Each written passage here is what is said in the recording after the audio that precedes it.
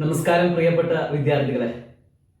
നമ്മുടെ ഹിസ്റ്ററിയുടെ +2 ഹിസ്റ്ററിയുടെ 5ാമത്തെ ചാപ്റ്ററിലെ 3ാമത്തെ വീഡിയോയിലേക്കാണ് ഞാൻ നിങ്ങളെ സ്വാഗതം ചെയ്യുന്നത്. അപ്പോൾ എല്ലാവരും ശ്രദ്ധിക്കുക. നമ്മൾ നേരത്തെ 2 വീഡിയോസ് അപ്ലോഡ് ചെയ്ത് കഴിഞ്ഞു. എല്ലാവരും അത് കണ്ടു എന്ന് കരുതുന്നു. കാണാത്തവർ എത്രയും പെട്ടെന്ന് കാണുക. നിങ്ങളുടെ പേരും കാര്യങ്ങളിൽ കമൻറ്റ് ചെയ്യുക. പിന്നെ മറ്റ് +2 വിദ്യാർത്ഥികൾക്ക് നിങ്ങൾ ഷെയർ ചെയ്ത് നൽകുക. പിന്നെ നമുക്ക് ഇനി പറയാനുള്ളത് കഴിഞ്ഞ വീഡിയോയുടെ അവസാനമായി നമ്മൾ പറഞ്ഞത് അൽ ബിറൂണിയുടെ ഡിസ്ക്രിപ്ഷൻസ് ആണ്. ഇന്ത്യയിലെ കാസ്റ്റ് സിസ്റ്റത്തെ കുറിച്ചും വർണ്ണ സിസ്റ്റത്തെ കുറിച്ചൊക്കെ ഡിസ്ക്രിപ്ഷൻസ് അദ്ദേഹത്തിന്റെ അത് നമ്മൾ ചർച്ച ചെയ്ത് കഴിഞ്ഞു. ഇനി നമുക്ക് പറയാനുള്ളത് അൽ ബിറൂൺ കഴിഞ്ഞതിന് ശേഷം ഇനി പറയാനുള്ളത് നമുക്ക് Ibn Battuta and the excitement of the unfamiliar. Ibn ബത്തൂത്തയുടെ ആശ്ചര്യജനകമായ വസ്തുക്കളുടെ എന്ന് പറയുക അദ്ദേഹത്തിന്റെ ഒരു എക്സൈറ്റ്മെന്റ്, ആശ്ചര്യം തോന്നിയ വസ്തുക്കളുടെ എന്ന് പറയുക ഉദ്ദീപനം, അതാണ് തോന്നുന്നത്. അവിചാരിതമായ ഇബിൻ ബത്തൂത്തയുടെ അവിചാരിതമായ വസ്തുക്കളുടെ ഒരു ഉദ്ദീപനത്തെ കുറിച്ച് പറയുന്നത്. അദ്ദേഹത്തിന് ഇന്ത്യയിൽ വന്ന സമയത്ത് അവിചാരിതമായി കുറെ കാര്യങ്ങൾ തോന്നി, ഒരുപാട് സംഭവങ്ങൾ തോന്നി. അപ്പൊ അത് എങ്ങനെയാണ് അതിനെ തന്റെ എഴുത്തിലൂടെ പ്രതിഫലിച്ചത് അല്ലെ, അതിനെ കുറിച്ച് നമുക്ക് ചർച്ച ചെയ്യാറുള്ളത്. അപ്പൊ നമുക്കിവിടെ പറയാം, ഇബിൻ ബത്തൂത്ത എന്ന് പറഞ്ഞു കഴിഞ്ഞാൽ അദ്ദേഹം 14ാം നൂറ്റാണ്ടിലാണ് ഇന്ത്യയിലേക്ക് എത്തിയത്. അദ്ദേഹം എത്തിയത് നമുക്ക് എല്ലാവർക്കും അറിയാം. മെഹ്മൂദ് ഗസ്നി ഗസ്നാബിന്റെ സാമ്രാജ്യ തലവനായ മെഹ്മൂദ് ഗസ്നിയുടെ ഇന്ത്യ കീഴടക്കലിന്റെ ഫലമായിക്കൊണ്ട് പഞ്ചാബിന് കീഴടക്കുന്ന സമയത്താണ് അദ്ദേഹം ഇന്ത്യയിലേക്ക് എത്തിയത്. സ്വാഭാവികമാണ് 14ാം നൂറ്റാണ്ടിൽ ഇന്ത്യയിലേക്ക് എത്തുന്നത്. 14ാം നൂറ്റാണ്ടിൽ ഒരു പ്രത്യേകത ഉണ്ട്. ആഗോള വിനിമയ വ്യാപാരത്തിന്റെ ഒരു ഭാഗമാണ് ഇന്ത്യ.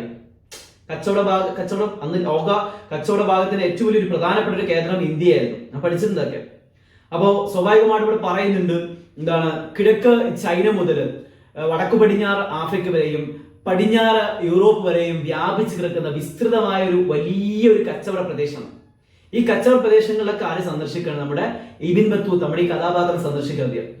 അദ്ദേഹം സന്ദർശിച്ചുകൊണ്ട് സ്വാഭാവികമായിട്ടും എന്താ പറയാ, പ്രത്യേകിച്ച് ഇന്ത്യയിലെ ഒരുപാട് പ്രദേശങ്ങൾ അദ്ദേഹം സന്ദർശിക്കണം. അദ്ദേഹം നഗരങ്ങള് നാഗരിക സംസ്കാരത്തെ ഉൾക്കൊണ്ടുകൊണ്ട് ആസ്വദിച്ചുകൊണ്ട് നഗരങ്ങളൊക്കെ അദ്ദേഹം താമസിക്കണം. അങ്ങനെ അദ്ദേഹം അവിടെ വസിക്കുന്ന സമയത്ത് നിരവധി പണ്ഡിതന്മാരുമായിട്ടും നിരവധി രാജാക്കന്മാരുമായിട്ടും തന്റെ ആശയങ്ങളൊക്കെ പങ്കിടുക. അദ്ദേഹം തന്റെ അറബിയും അതേപോലെ തന്നെ പേർഷ്യൻ ഭാഷ ഉപയോഗിച്ചുകൊണ്ട് അദ്ദേഹം നിരവധി എന്ന് പറയാ അറിവുകൾ അദ്ദേഹം ശേഖരിക്കണം. അദ്ദേഹം അങ്ങനെ ശേഖരിച്ചുകൊണ്ട് അദ്ദേഹം എഴുതുകയാണ്. അദ്ദേഹം എഴുതിയ കഥകളുണ്ട്. സാധാരണക്കാരന്റെ കഥകൾ പറയുന്നുണ്ട്. അതേപോലെ തന്നെ ക്രൂരന്മാരും ഉദാരമതികളുമായ രാജാക്കന്മാരുടെ കഥകളൊക്കെ ചർച്ച ചെയ്യുന്നുണ്ട്. ഇതൊക്കെ വേറെ വിഷയം തന്നെ. അപ്പൊ അദ്ദേഹത്തിന്റെ രചന എന്ന് പറഞ്ഞു കഴിഞ്ഞാൽ വളരെ രസപ്രദവും അതേപോലെ തന്നെ വിജ്ഞാനപ്രദവുമായി നൽകുന്ന ഒന്നാണ് അദ്ദേഹത്തിന്റെ എഴുത്തുകളെല്ലാം തന്നെ. വളരെ രസകരമാണ്. വായിച്ചാൽ തന്നെ നമ്മൾ വായിച്ചു പോയി കഴിഞ്ഞാൽ നമുക്ക് തോന്നും അദ്ദേഹം എഴുതി കഴിഞ്ഞ വാക്കുകൾ അല്ലെങ്കിൽ ആ സ്ഥലങ്ങളിൽ പോവാൻ വരെ നമുക്ക് തോന്നിപ്പോകും. അത്തരത്തിൽ വളരെ ഭംഗിയായ രീതിയിൽ വളരെ വിശദീകരിച്ചുകൊണ്ട് അദ്ദേഹം എന്താണ് തന്റെ എഴുത്തിലൂടെ അദ്ദേഹം എഴുതിയിട്ടുണ്ട്. അപ്പൊ അതുകൊണ്ടാണ് ഇബിൻ ബത്തൂത്ത എന്ന് പറയുന്ന ആ സഞ്ചാരിയുടെ സാഹിത്യകൃതി നമുക്ക് സ്വാഭാവികമായിട്ടും വളരെ വിജ്ഞാനപ്രദമാണ്, രസപ്രദമാകുന്നതിന് പ്രധാന കാരണം അതുകൊണ്ടാണ് എന്താണ് ഇന്ത്യ സന്ദർശിച്ച സഞ്ചാരികളിൽ ഇബിൻ ബത്തൂത്തയുടെ പേരും അതിൽ എടുത്തു പറയാനുള്ള കാരണം. പിന്നെ അദ്ദേഹത്തിനെ സംബന്ധിച്ച് അല്ലെ, അദ്ദേഹം ഇന്ത്യയിൽ എത്തിയ സമയത്ത് അദ്ദേഹത്തിന് തോന്നിയ എക്സൈറ്റ്മെന്റ് തോന്നിയ ആശ്ചര്യം തോന്നിയ ചില വസ്തുക്കളുണ്ട് അല്ലെ. അത് എന്തൊക്കെ നമുക്ക് പറയാം അല്ലെ. സ്വന്തം നാട്ടുകാർക്ക് അപരിചിതവും അപരിചിതമായ വസ്തുക്കൾ അതിനെ വളരെ രസകരമായി നാട്ടുകാർക്ക് വിരിച്ചു കൊടുക്കണം അദ്ദേഹം തന്റെ എഴുത്തിലൂടെ. അതിന് ഉദാഹരണമായിട്ടുള്ള 2 കാര്യങ്ങൾ പറയാം. 2 വസ്തുക്കളെ കുറിച്ച് നമുക്ക് ഒരു പ്രധാനമായും പറയാം. ഒന്ന് ദ കൊക്കനട്ട് കൊക്കനട്ട് തേങ്ങ അല്ലെ, ആൻഡ് ദ പാൻ എന്ന് പറഞ്ഞാൽ വെറ്റിലയെ കുറിച്ചും അതേപോലെ എന്താ പറയാ തേങ്ങയെ കുറിച്ചും അദ്ദേഹം പറയുന്നുണ്ട് അല്ലെ. അദ്ദേഹം തേങ്ങയെ കുറിച്ച് പറയുന്നത് മനുഷ്യന്റെ തലയോട്ടി പോലെ അല്ലെ ഒരു സാധനം, ഉരുണ്ട സാധനം, ഒരു കായ, അല്ലെങ്കിൽ അദ്ദേഹം എഴുതിയതാ തേങ്ങയെ കുറിച്ച്. മനുഷ്യന്റെ തലയോട്ടി പോലെ ഉരുണ്ട ഒരു കായയാണത്, ഒരു ഫലമാണെന്ത് തേങ്ങ എന്ന് പറയുന്നത്. അദ്ദേഹം പറയുന്നത് തേങ്ങയെ കുറിച്ച് പറയുമ്പോൾ അതുണ്ടാകുന്ന മരം അല്ലെ. മരം എന്ന് പറഞ്ഞു കഴിഞ്ഞാൽ നമ്മുടെ ഈന്തപ്പഴം, നമ്മുടെ നാട്ടിൽ അദ്ദേഹം തന്റെ നാട്ടിലോട് പറയാണ്, നമ്മുടെ നാട്ടിൽ കാണുന്ന പോലത്തെ ഒരു ഈന്തപ്പഴം അല്ലെ, ഈന്തപ്പഴം കണ്ടില്ലേ ആ ഈത്തപ്പഴം പോലെ തന്നെ ആശ്ചര്യം തോന്നുന്ന ഒരു മരമാണ് അതിന്റെ മരം. തെങ്ങിനെ കുറിച്ച് പറയുന്നത് അല്ലെ. അതില് തേങ്ങയാണെങ്കിൽ ഞാൻ കണ്ട സാധനം തേങ്ങയാണെങ്കിൽ നമുക്ക് ഇവിടെ ഈത്തപ്പഴം വ്യത്യാസമുള്ളൂ, അത്ര വ്യത്യാസം. വളരെ രസകരമാണ്. അതിൽ കിട്ടുന്ന ഫലം അല്ലെ മനുഷ്യൻ തല പോലത്തെ ഫലമാണ് അല്ലെ. നട്ട്സ് ലൈക്ക് മെൻസ് ഹെഡ് എന്ന് പറയുന്നത് അല്ലെ. അതായത് നട്ട്സിനെ പോലത്തെ മനുഷ്യൻ തല പോലത്തെ എന്താ പറയാ ഹെഡ് അല്ലെ, മനുഷ്യൻ തല പോലത്തെ പറയാ ഒരു നട്ട്സ് ആണ് ശരിക്കും ഈ തേങ്ങയെ കുറിച്ച് അദ്ദേഹം പറയുന്നത്. പിന്നെ അദ്ദേഹം പറയുന്നുണ്ട് എന്ന് പറയാ ഈ തേങ്ങയെ സംബന്ധിച്ച് അല്ലെ, അതിൻ്റെ ഉള്ളില് അത് പൊളിച്ചു കഴിഞ്ഞാൽ തലച്ചോറ് പോലെ തന്നെ കാണുന്നത്. അതിന് ആ തേങ്ങയ്ക്ക് എന്തുണ്ട്, 2 കണ്ണും ഒരു വായും ഉണ്ട് അതിന്. അതേപോലെ നമ്മുടെ തലമുടി പോലത്തെ നാരുകൾ അതിന് ചുറ്റുമുണ്ട്. ഈ നാരുകൾ കൊണ്ടാണ് കയറ് ഉണ്ടാക്കുന്നത് അല്ലെ. ആ കയറ് കൊണ്ടാണ് എന്ത് ചെയ്യുന്നത്, കപ്പലിനെ വലിച്ച് എടുക്കുന്നത്, കപ്പലിനെ വലിച്ച് കെട്ടിടുന്നത് ഈ തേങ്ങയിൽ ഉണ്ടാക്കുന്ന ഈ കയറ് കൊണ്ടാണ്. അപ്പൊ അത്രയും ആശ്ചര്യം തോന്നിയ ഒരു സാധനമാണ് ശരിക്കും പറഞ്ഞാൽ ഏത്, തേങ്ങ എന്നാണ് തേങ്ങയെ കുറിച്ച്, കൊക്കനട്ടിനെ കുറിച്ച് ആര് പറയുന്നത്, ഇബ്ൻ ബത്തൂത്ത പറയുന്നത്. അതേപോലെ തന്നെ വെറ്റിലയെ കുറിച്ച് പറയുന്നുണ്ട്. വെറ്റിലയെ കുറിച്ച് പറയുമ്പോൾ മുന്തിരിവള്ളി പോലത്തെ എന്ന് പറയാ ഒരു വള്ളിപ്പടർപ്പാണ്. പക്ഷെ അതിൽ എന്തുണ്ടാവില്ല, ഫലങ്ങളൊന്നും ഉണ്ടാവില്ല, അതിന്റെ ഇലയാണ് അല്ലെ. അതെങ്ങനെ കഴിക്കല് അല്ലെ, അടക്ക എന്ന് പറയുന്ന സാധനം ഉണ്ട് അല്ലെ, അടക്ക എന്ന് പറയുന്ന സാധനം വായിൽ ചവക്കാല്, എന്നിട്ട് എന്ത് ചെയ്യും, ചുണ്ണാമ്പ് പുരട്ടിക്കൊണ്ട് എന്ത് ചെയ്യും, ഈ വെറ്റില ചുണ്ണാമ്പ് പുരട്ടിക്കൊണ്ട് അത് വായിൽ ചവക്കുന്ന സമയത്ത് പുറത്തേക്ക് വരുന്ന എന്താണ്, ചുവന്ന കളർ മുന്നിൽ വരുന്നു. അപ്പൊ ഇങ്ങനെ വളരെ രസകരമായ രീതിയിൽ താൻ കണ്ട കാഴ്ചകളെ കുറിച്ചൊക്കെ ആ ഇതാണ് അതിന്റെ എക്സൈറ്റ്മെന്റ് ആക്കിയ സാധനങ്ങൾ അതൊക്കെ, തേങ്ങയും അതേപോലെ എന്താ പറയാ വെറ്റിലയൊക്കെ. അപ്പൊ സ്വാഭാവികമായിട്ടും ഇബ്ൻ ബത്തൂത്ത വളരെ രസകരമായ രീതിയിൽ, വിജ്ഞാനപ്രദമായ രീതിയിൽ താൻ കണ്ട കാര്യങ്ങളെ കുറിച്ച് അദ്ദേഹം പറയുന്നുണ്ട്. അപ്പൊ ഇതാണ് ഈ ഭാഗം നമ്മൾ ചർച്ച ചെയ്യുന്നത്. ഓക്കെ, അപ്പൊ ഇനി നമുക്ക് ഇവിടെ പറയാനുള്ളത് അല്ലേ, അദ്ദേഹം കണ്ട എന്താ പറയാ അദ്ദേഹത്തിന് എക്സൈറ്റ്മെന്റ് ആക്കിയ വസ്തുക്കളെ കുറിച്ച് പറഞ്ഞു, തേങ്ങയെ കുറിച്ച് പറഞ്ഞു, വെറ്റിലയെ കുറിച്ച് പറഞ്ഞു. ഇനി അദ്ദേഹം കണ്ട നഗരങ്ങൾ, ഇന്ത്യൻ സിറ്റീസിനെ കുറിച്ച് പറയുന്നത്, അദ്ദേഹം കണ്ട ഇബ്ൻ ബത്തൂത്ത കണ്ട ഇന്ത്യൻ നഗരങ്ങളെ കുറിച്ച് പറയുമ്പോൾ അല്ലെ, അദ്ദേഹത്തിനെ സംബന്ധിച്ചിടത്തോളം നഗരങ്ങളെ കുറിച്ച് പറയുമ്പോൾ ശ്രദ്ധിച്ചോ, ഈ ഓരോന്ന് പറയാം. നഗരങ്ങളെ കുറിച്ച് പറയുന്നുണ്ട്, അതേപോലെ തന്നെ മാർക്കറ്റ്, അദ്ദേഹം കണ്ട കമ്പോളങ്ങൾ ഇന്ത്യയിലെ, അതേപോലെ തന്നെ അദ്ദേഹം കണ്ട കൃഷി, ഇന്ത്യയിലെ കൃഷിയുടെ വളർച്ച, അദ്ദേഹം കണ്ട എന്താ പറയുക ഇന്ത്യയിലെ കച്ചവടം ഇല്ലേ. ഈ 4 പോയിന്റ്സ് നമുക്ക് ഈ വീഡിയോയിൽ പറയാം, ഈ ഭാഗത്ത് പറയാം. ശ്രദ്ധിച്ചോ, അതവിടെ പറയുന്നുണ്ട് അദ്ദേഹം കണ്ട എന്ന് പറയുക സിറ്റീസിനെ കുറിച്ച് പറയുമ്പോൾ താൻ സന്ദർശിച്ച ഇന്ത്യൻ നഗരങ്ങളെ കുറിച്ച് ബത്തൂത്തയുടെ നിരീക്ഷണങ്ങൾ എങ്ങനെയാണ് ഇവിടെ പറയുന്നുണ്ട്. നഗരങ്ങളെല്ലാം ഐശ്വര്യം നിറഞ്ഞതും ജനനിബിഡവുമായിരുന്നു. നഗരത്തിന്റെ പ്രത്യേകത ഐശ്വര്യം, അതായത് നല്ല രസകരം, നല്ല കാണാൻ ഭംഗിയുള്ള സിറ്റീസ് ആണ് അല്ലെ. അതാണ് അദ്ദേഹം പറഞ്ഞത്. ജനനിബിഡം എന്ന് പറഞ്ഞാൽ ജനങ്ങൾ തിങ്ങി പാർക്കുന്ന പ്രദേശ നഗരങ്ങൾ. അത് സ്വാഭാവികമായ നഗരങ്ങൾ എന്ന് പറഞ്ഞു കഴിഞ്ഞാൽ നമുക്ക് എല്ലാവർക്കും അറിയാം. രണ്ടാമത് പറയുന്നുണ്ട് അല്ലെ, സമർത്ഥർക്കും പ്രയത്നശാലികൾക്കും നഗരത്തിൽ ധാരാളം അവസരങ്ങളുണ്ടായിരുന്നു. നല്ല സ്മാർട്ടായ ആൾക്കാർക്ക്, പിന്നെ ഹാർഡ് വർക്ക് ചെയ്യാൻ കഴിയുന്ന ആൾക്കാർക്ക് നഗരത്തിൽ ഒരുപാട് അവസരങ്ങൾ, അത് ഏത് നഗരത്തിൽ പോയാൽ തന്നെ ഹാർഡ് വർക്ക് ചെയ്യാനും നല്ല സ്മാർട്ടായി നിൽക്കുന്ന ആൾക്കാർക്ക് മാത്രമേ അവിടെ അവസരങ്ങൾ ഉണ്ടാവുള്ളൂ, ഓപ്പർച്യൂണിറ്റീസ് ഉണ്ടാവുള്ളൂ അല്ലെ. അത് അദ്ദേഹം പറയുന്നത്. അതേപോലെ പറയാം, മൂന്നാമത് പറയുന്നത് യുദ്ധവും കലാപവും ഇടക്ക് അസ്വസ്ഥത ഉണ്ടാക്കിയിരുന്നെങ്കിലും നഗര ജീവിതം പൊതുവെ ശാന്തമായിരുന്നു.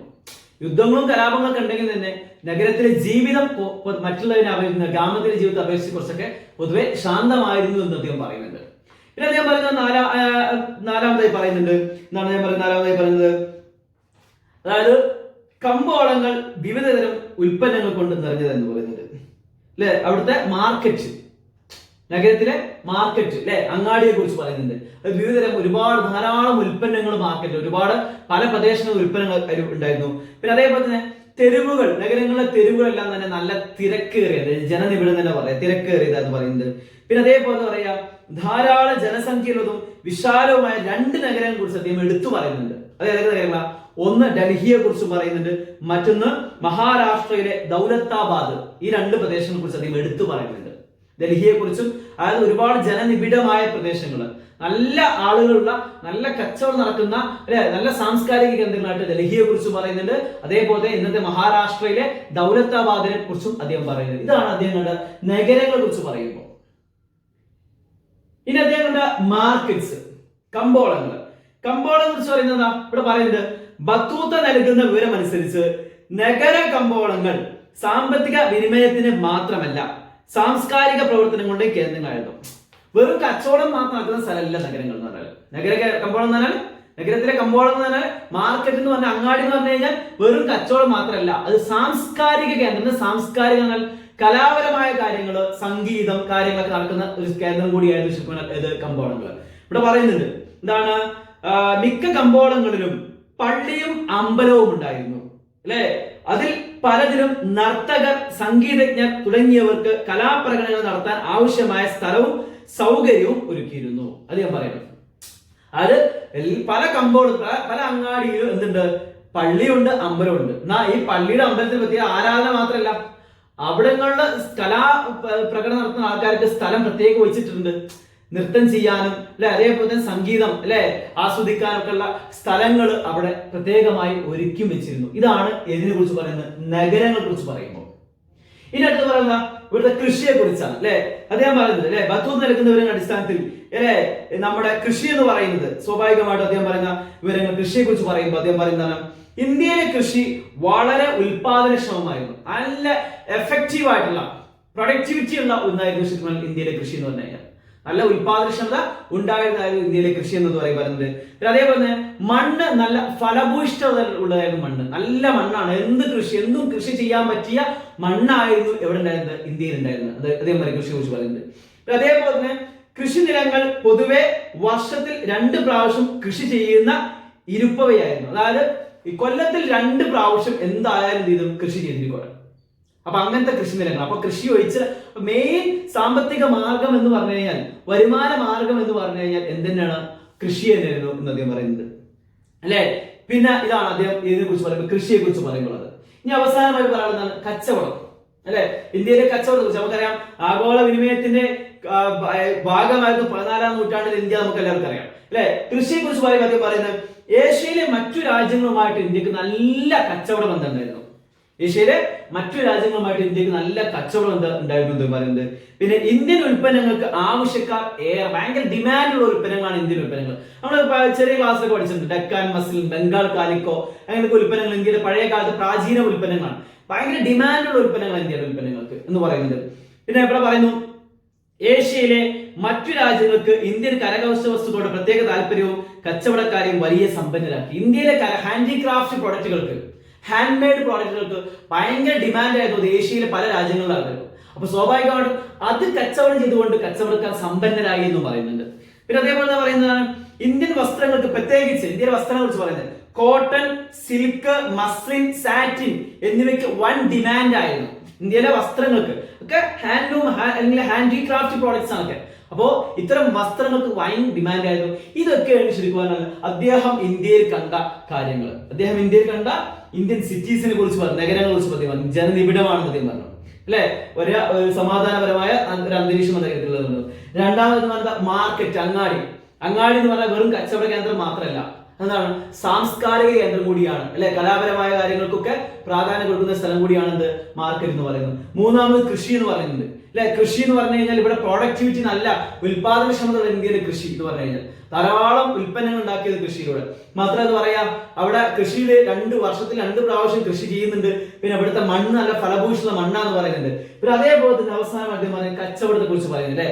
കച്ചവടം ഏഷ്യയിലെ മിക്ക രാജ്യങ്ങളുമായിട്ട് ഇന്ത്യക്ക് നല്ല കച്ചവട ബന്ധം ഉണ്ടായിരുന്നു. മാത്രമല്ല എന്ന് പറയാ, ഇന്ത്യൻ ഉൽപ്പന്നങ്ങൾക്ക് വൻ ഡിമാൻഡ് അല്ലെ, വലിയ തോതിൽ ഡിമാൻഡ് ഇന്ത്യൻ ഉൽപ്പന്നങ്ങൾക്ക് ഉണ്ടായിരുന്നു എന്ന് അദ്ദേഹം പറയുന്നുണ്ട്. വൻ ഡിമാൻഡ് ഇന്ത്യൻ ഉൽപ്പന്നങ്ങൾക്ക് ഉണ്ടായിരുന്നു എന്ന് അദ്ദേഹം പറയുന്നുണ്ട് അല്ലെ. ഇന്ത്യയിലെ പറയുക വസ്ത്രങ്ങള് അല്ലെ, മസ്ലിന്, സാറ്റിന്, കോട്ടൺ വസ്ത്രങ്ങൾ, ഇതിനൊക്കെ ഭയങ്കരമായ വൻ ഡിമാൻഡ് വരെ ഇന്ത്യയിലെ വസ്തുക്കൾ ഉണ്ടായിരുന്നു. കച്ചവടം ചെയ്തുകൊണ്ട് ഇതൊക്കെ ഈ വസ്തുക്കൾ കച്ചവടം ചെയ്തത് ഒരുപാട് കച്ചവടക്കാർ സമ്പന്നരായി എന്നും അദ്ദേഹം പറയുന്നുണ്ട്. ഇതൊക്കെയാണ് ഇന്ത്യയെ കുറിച്ച് അദ്ദേഹം കണ്ട കുറച്ച് കാര്യങ്ങൾ. ഇന്ത്യ ഇനിയും കുറച്ച് കാര്യം കൂടി നമുക്ക് ഇതിൽ പറയാനുണ്ട്. ഓക്കെ, ഈ ഭാഗത്ത് നമുക്ക് ചർച്ച ചെയ്യാനുള്ളത് ഇത്രയും കാര്യങ്ങൾ. ഒന്ന് ഇന്ത്യൻ സിറ്റീസ്, 2 മാർക്കറ്റ്, 3 അഗ്രികൾച്ചർ, മറ്റൊരു ട്രേഡ്. അതായത് ഇന്ത്യൻ നഗരങ്ങള്, കമ്പോളങ്ങള്, കൃഷി, അതേപോലെ കച്ചവടം. ഈ 4 കാര്യങ്ങളെ കുറിച്ച് നമ്മളിവിടെ ചർച്ച ചെയ്ത് കഴിഞ്ഞു. ഓക്കെ, നമുക്കിനി ചർച്ച ചെയ്യാനുള്ളത് A unique system of communication. ഈ ഭാഗത്ത് നമുക്ക് ചർച്ച ചെയ്യാനുള്ളത് A unique system of communication, ശരിയായ ഒരു ആശയവിനിമയ സംവിധാനം എന്ന് പറയും. ശരിയായ ഒരു യുണീക് എന്ന് പറഞ്ഞാൽ ഒരേപോലത്തെ അല്ലെ ആശയവിനിമയ സംവിധാനം. എന്താണ് ആശയവിനിമയ സംവിധാനം അല്ലെ, അതിനെ കുറിച്ച് നമുക്ക് ചർച്ച ചെയ്യാം. ഇവിടെ പറയുന്നുണ്ട് വ്യാപാരത്തെയും വ്യാപാരികളെയും പ്രോത്സാഹിപ്പിക്കാനായിട്ട് രാഷ്ട്രം നിരവധി കാര്യങ്ങൾ കൈകൊണ്ടിട്ടുണ്ട്. ഒരുപാട് കാര്യങ്ങൾ കൈകൊണ്ടുവന്ന് പ്രത്യേകം ആരെടുത്ത് പറയുന്നുണ്ട്. ഈ ഒരു സംഭവത്തെ, രാഷ്ട്രത്തിന്റെ ഈ ദീർഘവീക്ഷണത്തെ ആരെടുത്ത് പറയുന്നുണ്ട്, ഇബ്നു ബത്തൂത്ത എടുത്ത് പറയുന്നുണ്ട്. അതായത് വ്യാപാര മാർഗങ്ങളിലെല്ലാം അതിഥി മന്ദിരങ്ങളും അതേപോലെ തന്നെ വിശ്രമ കേന്ദ്രങ്ങൾ തുറക്കണം. മാത്രമല്ല ഇന്ത്യയിലെ തപാൽ ഈ ആശയവിനിമയത്തിന് ഉപയോഗിക്കുന്ന തപാൽ സംവിധാനം, അതിന്റെ കാര്യക്ഷമതയെ പ്രത്യേകം അദ്ദേഹം എടുത്ത് പറയുന്നുണ്ട് നമ്മുടെ ഇബ്നു ബത്തൂത്ത. എന്താ അവിടെ പറയുന്നത്? അതായത് ഇന്ത്യൻ തപാൽ സമുദായത്തിന്റെ കാര്യക്ഷമത അദ്ദേഹത്തെ അത്ഭുതപ്പെടുത്തുന്ന പറയുന്നത്. തപാൽ സംവിധാനത്തിന്റെ പല വിധത്തിലുള്ള ഉപയോഗം അദ്ദേഹം കൃത്യമായ രീതിയിൽ എന്ത് ചെയ്യുന്നുണ്ട്, വിവരിക്കുന്നുണ്ട്. അല്ലെ, അദ്ദേഹത്തെ അത്ഭുതപ്പെടുത്തി ഇവിടുത്തെ തപാൽ സംവിധാനം. ഇന്ത്യയില് 2 തരം തപാൽ സംവിധാനമുണ്ട്. ഒന്ന് കാൽനടയാളുടെ തപാൽ സംവിധാനം, മറ്റൊന്ന് അല്ലെ കുതിര കൊണ്ടുള്ള തപാൽ സംവിധാനം. ഈ 2 രീതിയിലുള്ള തപാൽ സംവിധാനം ഇവിടെ പറയുന്നുണ്ട്. അതായത് സന്ദേശങ്ങൾ അയക്കാനും അതേപോലെ തന്നെ കടസംഖ്യ അടക്കുവാനും സാധനങ്ങൾ എത്തിക്കാനും ഏത് ഉപയോഗിച്ചിരുന്നു, ഈ തപാൽ സംവിധാനം ഉപയോഗപ്പെടുത്തിയിരുന്നു. അല്ലെ, അതേപോലെ തന്നെ ഇവിടെ പറയുന്നുണ്ട്, പറയാം തപാൽ സംവിധാനത്തിന്റെ കാര്യക്ഷമത വെളിപ്പെടുത്തിക്കൊണ്ട് അദ്ദേഹം പറയുന്ന ഒരു കാര്യമുണ്ട്. സിന്ധിൽ നിന്ന് ഡൽഹിയിലെത്താൻ ഒരാൾ 50 ദിവസം എടുക്കുമ്പോൾ ചാരന്മാർ ശേഖരിക്കുന്ന വിവരങ്ങൾ അവിടുത്തെ സുൽത്താന് തപാൽ മാർഗം 5 ദിവസം കൊണ്ട് ലഭിച്ചിരുന്നതായി ബത്തൂത്ത രേഖപ്പെടുത്തുന്നുണ്ട്. അതായത് തപാൽ സംവിധാനത്തിന്റെ കാര്യക്ഷമത പറയുന്നു. അതായത് സിന്ധിൽ നിന്ന് ഡൽഹിയിലേക്ക് എത്താൻ ഒരാൾക്ക് ഇത്ര 50 ദിവസം വേണം. ഒരാൾക്ക് സഞ്ചരിക്കുന്ന എത്ര ദിവസമാണ്? 50 ദിവസമാണ് സഞ്ചരിക്കാനുള്ളത്. പക്ഷേ ഈ സുൽത്താനെ സംബന്ധിച്ച് സുൽത്താനിലേക്ക് ചാരന്മാർ മുഖേന വിവരങ്ങൾ എത്തുന്നതിന് എത്ര ദിവസം പിടിക്കുന്നത്? വെറും 5 ദിവസം മാത്രം പിടിക്കുന്നുള്ളൂ എന്ന് പറയുന്നത്. അപ്പൊ അതിന്റെ തപാൽ സംവിധാനത്തിന്റെ കാര്യക്ഷമതയാണ് ആരെടുത്ത് പറയുന്നത്? ഇബ്നു ബത്തൂത്ത എടുത്ത് പറയുന്നത്. അല്ലെ, ഇന്ത്യയിൽ 2 തരത്തിലുള്ള തപാൽ സംവിധാനം, നേരത്തെ പറഞ്ഞില്ലേ 2 തരത്തിലുള്ള തപാൽ സംവിധാനം ഉണ്ട്. ഇബ്നു ബത്തൂത്ത രേഖപ്പെടുത്തുന്നത് എന്താണ്? കാലാൾ തപാലും അശ്വതപാലും. അല്ലെ, അശ്വതപാലിനെ വിളിക്കുന്ന പേര് ഉലൂക്ക് എന്ന് പറയുന്നു. അശ്വതപാൽ എന്ന കുതിരല്ലേ, കുതിരപ്പട അല്ലെ, കുതിരയെ ഉപയോഗിച്ചുകൊണ്ട് തപാൽ സംവിധാനം, അതിന് പറയുന്ന അശ്വതപാൽ. അതിന് പറയുന്നത് എന്താ? ഉലൂക്ക് എന്ന് പറയും. കാലാൾ തപാലിനെ വിളിക്കുന്ന പേര് എന്താ? ദവ എന്നുമാണ് വിളിക്കുന്നത്. കാലാ തപാലിനെ എന്ന് വിളിക്കുന്നു ദവ. അപ്പൊ നമുക്ക് ആ തപാൽ സംവിധാനത്തിന്റെ വസ്തുതയെ കുറിച്ച് നമുക്കൊന്ന് ചർച്ച ചെയ്ത് നോക്കാം. എന്താണ് ഇന്ത്യൻ തപാൽ സംവിധാനത്തിന്റെ ആ ഒരു അതിന്റെ പ്രവർത്തനം, അതിന്റെ ആക്ടിവിറ്റീസ് എങ്ങനെയാണ് നമുക്ക് എന്ത് ചെയ്യാമെന്ന് മനസ്സിലാക്കി നോക്കാം. ഇവിടെ പറയുന്നതിന്റെ ആക്ടിവിറ്റീസ് എന്താണ്? തപാൽ ഉരുപ്പടികൾ എത്തിക്കുന്നത് എങ്ങനെയാണെന്ന് ബത്തൂത്ത ഇപ്രകാരം വിവരിക്കുന്നത്. എങ്ങനെയാണ്? ഇന്ത്യയിൽ തപാൽ സമ്പ്രദായം 2 വിധത്തിലാണ്. ഒന്ന് കുതിര പോസ്റ്റ്, മറ്റൊന്ന് കാൽപാദ പോസ്റ്റ്. നേരെ പറയുന്നത് അതായത് ഹോഴ്സ് പോസ്റ്റ്, അതേപോലെ തന്നെ ഫുട് പോസ്റ്റ്. 4 നാഴികക്കും ഒരു കുതിര എന്ന കണക്കിന് രാജാവിന്റെ കുതിരകൾ നിർത്തും. 4 നാഴിക, 4 കിലോമീറ്ററിലേക്ക് ഒരു കുതിര എന്ന കണക്കിന് എന്ത് ചെയ്യുന്നു? രാജാവിന്റെ കുതിര നിർത്തും. ഫുട് പോസ്റ്റിന് 1 നാഴികക്ക് 3 സ്റ്റേഷൻ ഉണ്ടാവും. ഫുട് പോസ്റ്റ് ആണ് കാലാണെങ്കിൽ 1 കിലോമീറ്ററിനുള്ളിൽ 3 എന്താ പറയുക സ്റ്റേഷൻ ഉണ്ടായിരിക്കും.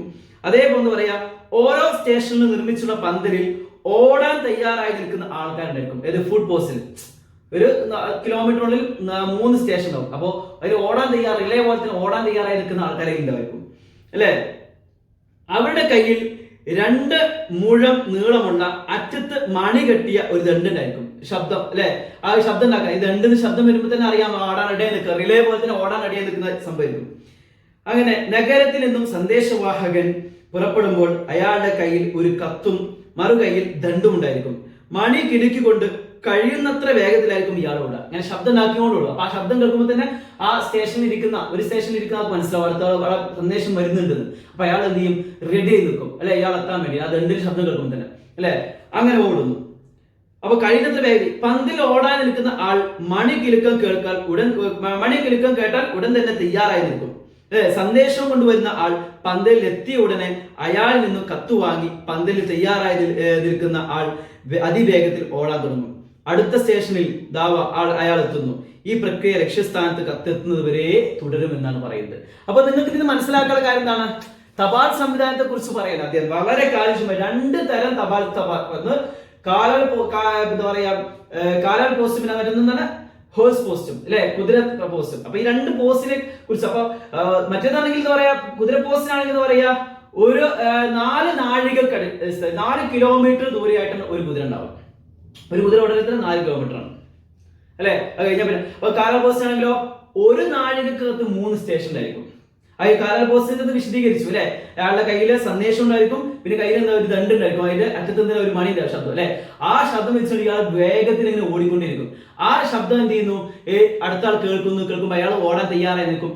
റിലേ പോലെ തന്നെ നേരെ വന്ന് അയാൾ ഓടുന്നു. അങ്ങനെ ശരിക്കും പറഞ്ഞാൽ ലക്ഷ്യസ്ഥാനത്ത് എത്തുന്നവരെ ഈ ഓട്ടം തുടരുന്നു. അതാണ് ഈ പോസ്റ്റിൽ. അപ്പോൾ ഈ തപാൽ സംവിധാനം, കമ്മ്യൂണിക്കേഷൻ സിസ്റ്റം എന്ന് പറഞ്ഞു കഴിഞ്ഞാൽ ഇന്ത്യയിലെ കമ്മ്യൂണിക്കേഷൻ സിസ്റ്റം അത്രയും കാര്യക്ഷമതയുള്ളത് ആണ് എന്നാണ്. ഇത് ആരെ സഹായിച്ചു? കച്ചവടക്കാരെ ഏറ്റവും നല്ല രീതിയിൽ സഹായിച്ചു എന്നാണ് പറയുന്നത്. അപ്പോൾ രാഷ്ട്രത്തിന്റെ ദീർഘവീക്ഷണത്തെ കുറിച്ചൊക്കെ വളരെ വ്യക്തമായ രീതിയിൽ അദ്ദേഹം എടുത്തു പറയുന്നുണ്ട്. ഇതാണ് നമുക്ക് ഈ ഭാഗത്ത് നമുക്ക് എന്ത് ചെയ്യാനുള്ളത്? ഇബ്നു ബത്തൂത്തയുടെ വിശദീകരണം നമുക്ക് എന്ത് ചെയ്യാനുള്ളത് മനസ്സിലാക്കാനുള്ളത്. ഓക്കെ.